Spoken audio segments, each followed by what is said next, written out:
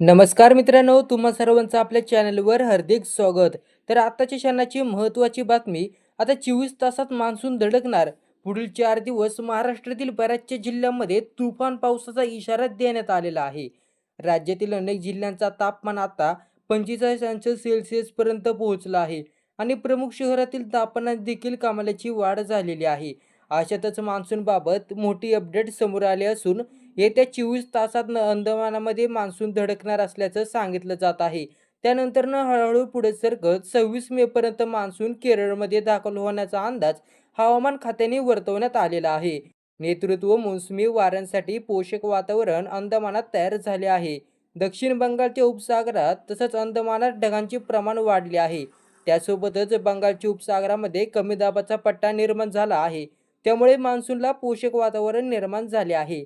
हवामान खात्याच्या ताज्या माहितीनुसार पुढील 24 तासात मान्सून अंदमानात दाखल होणार असून हे पोषक वातावरण असंच कायम राहिल्यास मान्सून 26 मे पर्यंत केरळमध्ये दाखल होईल.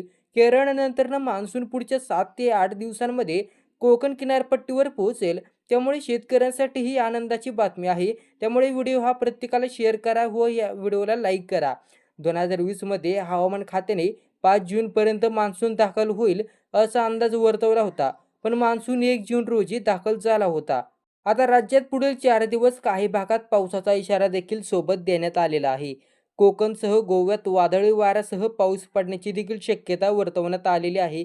तसेच राज्यातील अनेक जिल्ह्यात तापमानमध्ये 45 डिग्री, अकोलामध्ये 45 तर उर्वरित महाराष्ट्रात 40 अंश सेल्सिअस तापमानावर जाण्याची शक्यता आहे.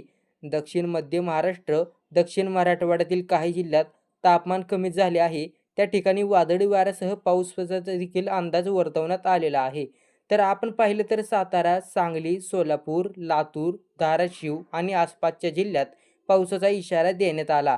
कोकण, सिंधुदुर्ग, रत्नागिरीसह गोव्यात 3 ते 4 दिवस वादळी पावसाची शक्यता निर्माण होत आहे. समुद्रात कमी दाबाचा पट्टा अधिक सक्रिय झाल्यामुळे वादळी वाऱ्यांसह पावसाची शक्यता आहे. त्यामुळे राज्यातील अनेक भागात उष्णतेच्या लाटेचा इशारा देखील देण्यात आलेला आहे. त्यामुळे नागरिकांनी खबरदारी घेण्याचं आवाहन हवामान खात्याकडून करण्यात आलेलं आहे.